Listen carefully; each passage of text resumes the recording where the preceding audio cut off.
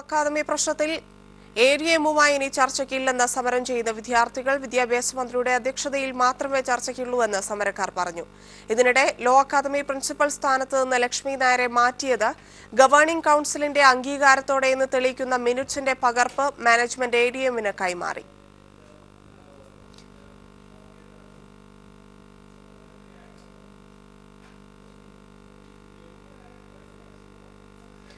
Law academy പ്രശ്നവുമായി ബന്ധപ്പെട്ട ഉപസമിതി റിപ്പോർട്ട് ചർച്ച ചെയ്യാൻ അടിയന്തര സിൻഡിക്കേറ്റ് യോഗം തിങ്കളാഴ്ച ചേരും. അതേസമയം ലക്ഷ്മി നായർ പ്രിൻസിപ്പൽ സ്ഥാനം രാജിവെക്കണമെന്നാവശ്യപ്പെട്ട് കെ മുരളീധരനും VV രാജേഷും നിരാഹാര സമരം തുടരുകയാണ്.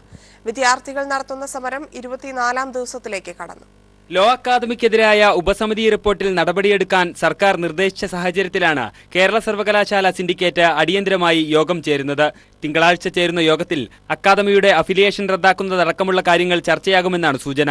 അതേസമയം പ്രശ്നം പരിഹരിക്കാൻ വിദ്യാഭ്യാസ മന്ത്രിയുടെ നേതൃത്വത്തിൽ തന്നെ ചർച്ച നടത്തണമെന്ന് CPI നേതാവ് ബിനോയ് വിശ്വം ആവശ്യപ്പെട്ടു.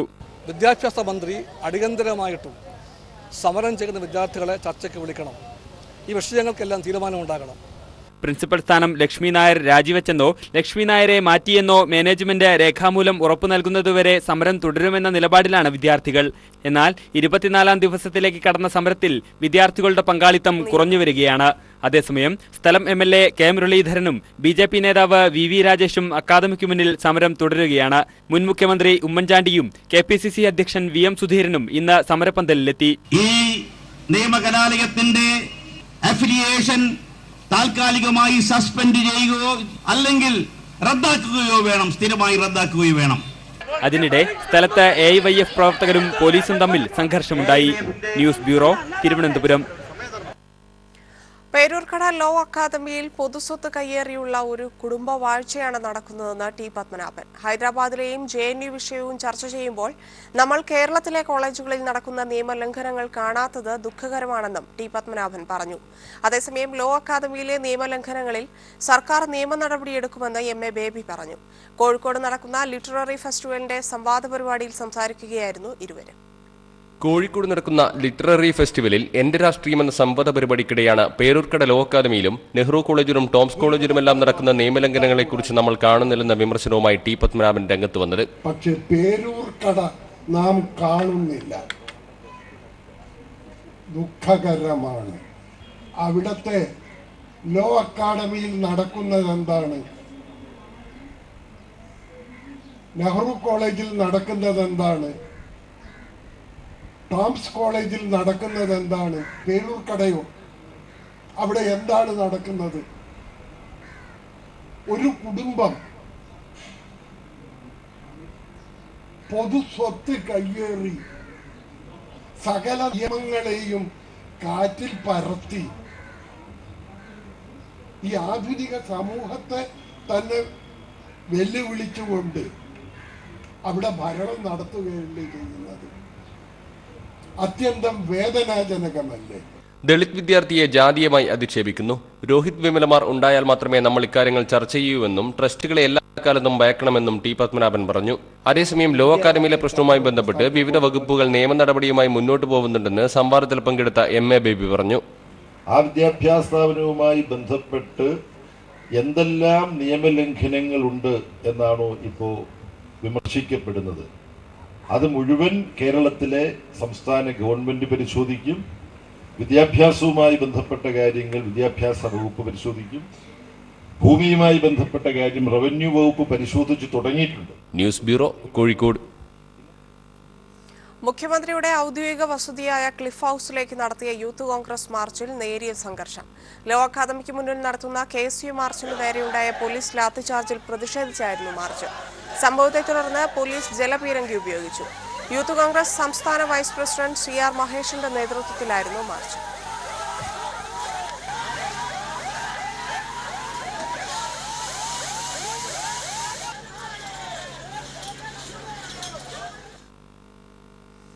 നെഹ്റു ഗ്രൂപ്പിന്റെ കീഴിലുള്ള ഒറ്റപ്പാലം ലക്കിടി ജവഹർലാൽ എഞ്ചിനീയറിംഗ് കോളേജ് തുറന്നു പ്രവർത്തിക്കണമെന്നാവശ്യപ്പെട്ട് SFIയുടെ നേതൃത്വത്തിൽ പ്രിൻസിപ്പലിനെ ഉപരോധിച്ചു. പാമ്പാടി നെഹ്റു കോളേജ് വിദ്യാർത്ഥി ജിഷ്ണുവിന്റെ മരണവുമായി ബന്ധപ്പെട്ട് സമരം നടത്തിയതിന്റെ പ്രതികാരമായാണ് മാനേജ്മെന്റ് കോളേജ് അടച്ചിട്ടതെന്ന് ആരോപിച്ചാണ് വിദ്യാർത്ഥികൾ പ്രിൻസിപ്പലിനെ ഉപരോധിച്ചത്. തുടർന്ന് ഈ മാസം 16-ന് വിദ്യാർത്ഥികൾ ഉന്നയിച്ച വിഷയങ്ങൾ വിശദമായി ചർച്ച ചെയ്യാമെന്ന് കോളേജ് അധികൃതർ ഉറപ്പു നൽകി. ഇതേ തുടർന്ന് ഉപരോധ സമരം പിൻവലിച്ചു. കോളേജ് ഉടൻ തുറക്കണമെന്നാവശ്യപ്പെട്ട് SFI നേതൃത്വത്തിൽ ഇന്ന് കോളേജിന് മുന്നിൽ ധർണയും നടത്തിയിരുന്നു.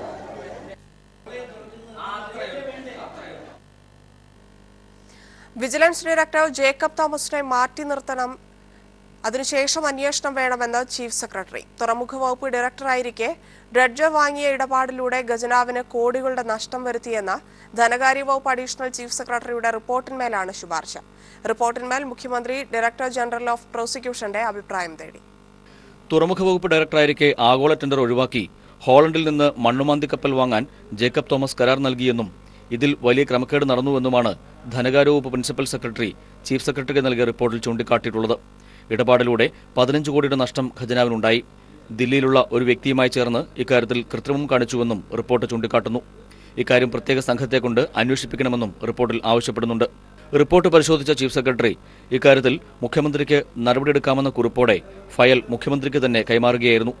ഇതേ തുടർന്നാണ് മുഖ്യമന്ത്രി ഡയറക്ടർ ജനറൽ ഓഫ് പ്രോസിക്യൂഷന്റെ അഭിപ്രായം തേടിയിരിക്കുന്നത്. News bureau, Thiruvananthapuram. വിദ്യാർത്ഥി പ്രതിഷേധത്തെ തുടർന്ന് തിരുവനന്തപുരം നന്ദൻകോട് ബീവറേജസ് ഔട്ട്ലെറ്റ് തുറക്കേണ്ടതില്ലെന്ന് മന്ത്രി ടി.പി. രാമകൃഷ്ണൻ ഉത്തരവിട്ടു. ഇതേ തുടർന്ന് വിദ്യാർത്ഥിനികൾ നടത്തിവന്നിരുന്ന സമരം പിൻവലിച്ചു. ഔട്ട്ലെറ്റ് തുറന്നാൽ ഇനിയും സമരം ആരംഭിക്കുമെന്ന് വിദ്യാർത്ഥികൾ പറഞ്ഞു.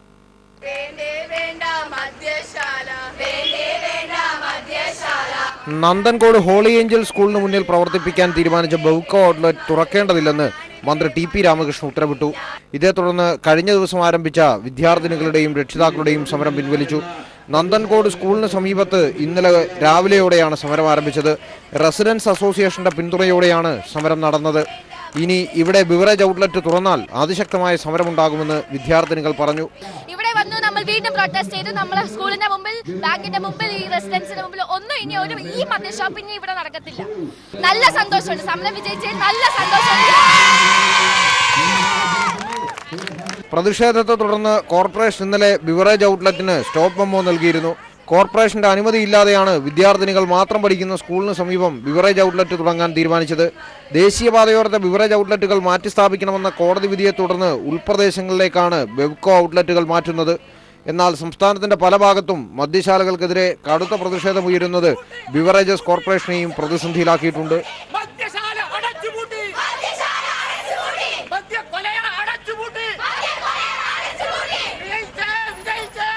News bureau, Thiruvananthapuram. മുൻ കേന്ദ്രമന്ത്രിയും MP-യുമായിരുന്ന ഇ അഹമ്മദിന്റെ നിര്യാണം മറച്ചുവെച്ചെന്നാരോപിച്ച് ലോക്സഭ പ്രക്ഷുബ്ധമായി. പ്രതിഷേധത്തെ തുടർന്ന് ലോക്സഭ ഇന്നത്തേക്ക് പിരിഞ്ഞു. അതേസമയം രാജ്യസഭയിൽ വിഷയമുന്നയിച്ച് സീതാറാം യെച്ചൂരി സമഗ്ര അന്വേഷണം ആവശ്യപ്പെട്ടു. സർക്കാർ കൃത്രിമമായി ആശുപത്രി രേഖകൾ ഉണ്ടാക്കുകയാണെന്ന് ഗുലാം നബി ആസാദ് കുറ്റപ്പെടുത്തി. നയപ്രഖ്യാപന പ്രസംഗത്തിനിടെ കുഴഞ്ഞു വീണ മുൻ കേന്ദ്രമന്ത്രിയായിരുന്ന MP ഇ അഹമ്മദിന്റെ മരണം മറച്ചുവെക്കാൻ കേന്ദ്ര സർക്കാർ ശ്രമിച്ചുവെന്ന ആരോപണത്തിൽ ലോക്സഭ സ്തംഭിച്ചു. ചോദ്യോത്തരവേള മാറ്റിവെച്ച വിഷയം ചർച്ച ചെയ്യണമെന്നാവശ്യപ്പെട്ട് സമ്പത്ത് MP, KC Venugopal, NK Premendran തുടങ്ങിയവർ നോട്ടീസ് നൽകിയിരുന്നു. എന്നാൽ ഇത് അംഗീകരിക്കാൻ സ്പീക്കർ തയ്യാറാകാത്തതോടെ പ്രതിപക്ഷ MPമാർ സഭയുടെ നടുത്തളത്തിലിറങ്ങി. തുടർന്ന് സഭ നിർത്തിവെച്ചു. പിന്നീട് ശൂന്യവേളയിൽ വിഷയം അവതരിപ്പിക്കാമെന്ന് സുമിത്ര മഹാജൻ വ്യക്തമാക്കിയെങ്കിലും ക്രമവിരുദ്ധമായി മറ്റൊരു വിഷയത്തിലേക്ക് കടന്നു. പ്രതിപക്ഷത്തെ സംബന്ധിച്ചിടത്തോളം ഉന്നയിച്ച കാര്യങ്ങൾ 1 മിനിറ്റോ 2 മിനിറ്റോ പറയാനുള്ള സമയം നൽകുന്നതിന് പകരം ഞങ്ങൾ എഴുന്നേറ്റ് നിൽക്കുന്ന സമയത്ത് തന്നെ ഭരണകക്ഷിയുടെ ആൾക്കാർ ബഹളം വെച്ചുകൊണ്ട് സഭ പിരിയുന്ന നിലയിലേക്ക് എത്തിച്ചത് ഭരണകക്ഷിയും അതുപോലെ തന്നെ സ്പീക്കർ തമ്മിൽ ഉണ്ടാക്കിയിട്ടുള്ള ഒരു കരാറിൻ്റെ ഒരു ധാരണയുടെ ഭാഗമായിട്ട് തന്നെയാണ്. ഈ വിഷയം ഒന്ന് പരാമർശിക്കാൻ പോലും അവർക്ക് താല്പര്യമില്ല. ഈ വിഷയത്തിലെ സ്റ്റേറ്റ്മെന്റിന് പോലും അവർക്ക് താല്പര്യമില്ല. പ്രതിഷേധം ശക്തമായതോടെ സഭ ഇന്നത്തേക്ക് പിരിഞ്ഞു. രാജ്യസഭയിൽ CPIM general secretary Sitaram Yechury വിഷയം ഉന്നയിച്ചു.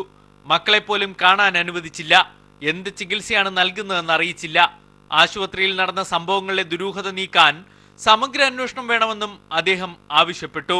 ഇതിനിടയിൽ ചില ആശുപത്രി രേഖകൾ കേന്ദ്ര പാർലമെന്ററികാര്യ സഹമന്ത്രി മുക്താർ അബ്ബാസ് നഖ്വി ഉയർത്തിക്കാട്ടി. വ്യാജ ആശുപത്രി രേഖകൾ ഉണ്ടാക്കി കാണിക്കുകയാണ് കേന്ദ്ര സർക്കാരെന്ന് ഗുലാം നബി ആസാദ് തിരിച്ചടിച്ചു. News bureau, Delhi.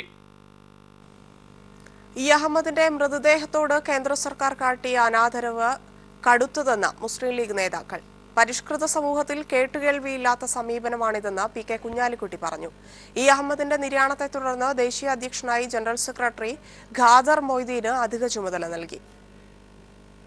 എന്താണെന്ന് വെച്ചാൽ മൗലിക അവകാശം, ഒരു അതുപോലെ തന്നെ മനുഷ്യത്വം എന്ന് തുടങ്ങി ഒരു ഹ്യൂമൻ റൈറ്റ് വയലേഷൻ എന്ന് തുടങ്ങി ഒട്ടേറെ പ്രശ്നങ്ങൾ ഇതിനകത്ത് അടങ്ങിയിട്ടുണ്ട്.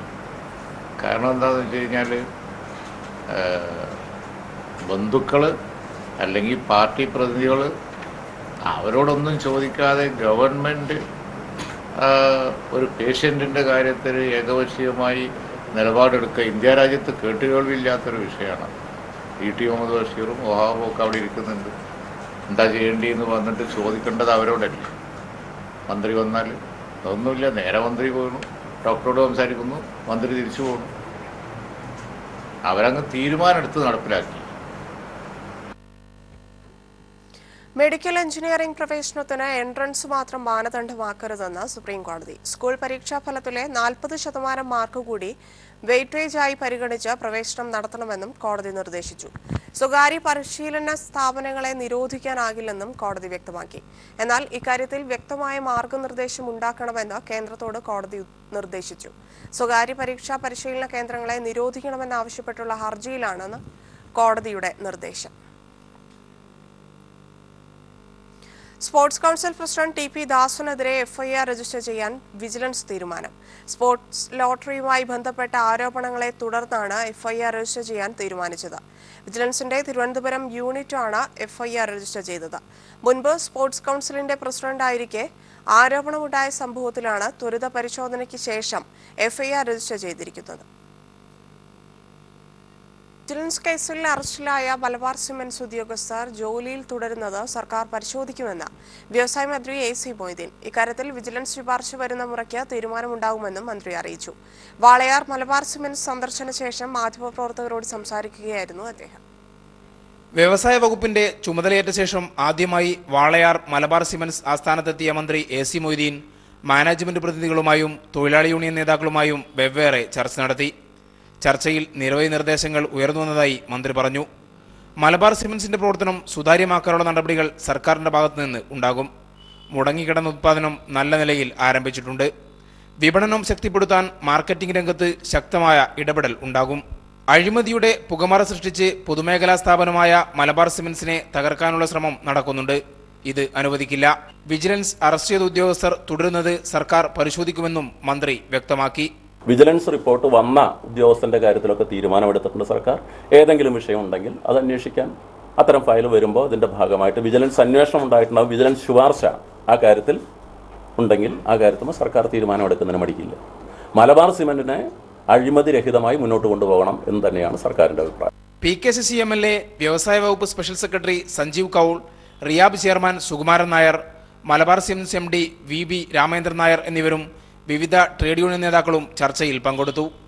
മലബാർ സിമന്റ്സിനെ കുറിച്ച് CITU നേതാവ് SB രാജു തയ്യാറാക്കിയ പഠന റിപ്പോർട്ട് മന്ത്രി PKCC MLAക്ക് കൈമാറി പുറത്തിറക്കി.